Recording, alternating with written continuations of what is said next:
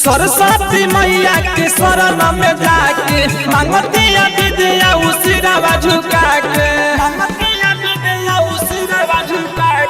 सरस्वती मैया के शरण में जाके मांगती विद्या उसिरवा झुका के पूजा ले हाथावा में लेके थाली पूजा ले हाथावा में लेके थाली मूर्ति धैले बा मूर्ति धैले बा मूर्ति धैले बा पियर की फराक वाली मूर्ति धैले बा पियर की फराक वाली मूर्ति धैले बा पियर की फराक वाली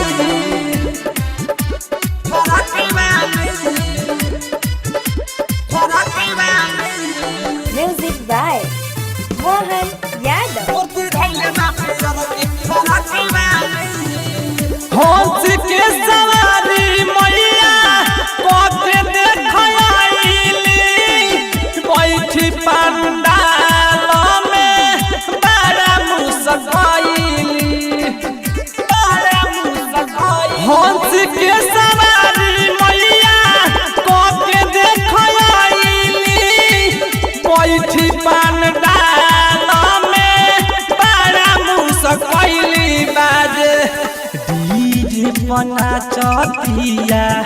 हाली हाली बाजे डीजे बना चतिया हाली हाली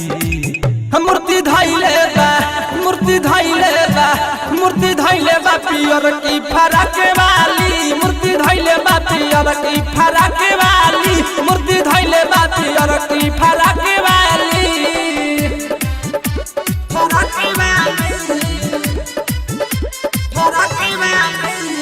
म्यूजिक बाय मोहन यादव। सब फल लाई मारा शादी बा बनाइले गावे लगी तबानवा नीत के बोलाइले सब फल लाई पर शादी बा बनाइले गावे लगी तबानवा नीत के बोलाइले चुनरी माथावा पर बढ़ले बिया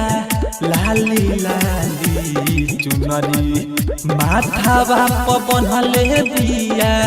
लाली लाली मूर्ति धैले बा मूर्ति धैले बा